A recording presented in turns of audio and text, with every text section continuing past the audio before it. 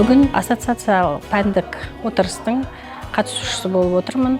Осы отырыста пәнаралық байланысты функционалдық сауаттылық тақырыбында спикер болып, өз тақырыбымды, өз іс тәжірибемнен әріптестеріммен бөлістім.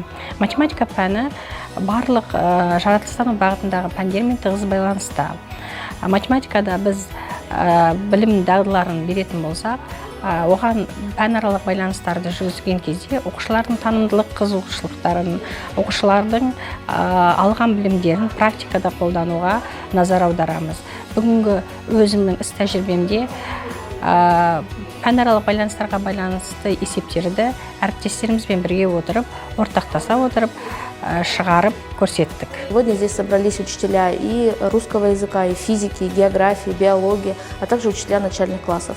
Очень интересно всегда выступать на таких мероприятиях, получить большой опыт, интересный опыт. Такие мероприятия необходимо проводить, необходимо привлекать как можно больше участников на межпредметной интеграции, так как это огромный опыт и бесценный материал, которым, надеюсь, будут пользоваться участники мероприятия. Я выступал с темой применения набора Arduino на уроках естественно-математического направления. Не только на уроках физики, информатики, но также на биологии и химии. То есть все возможности.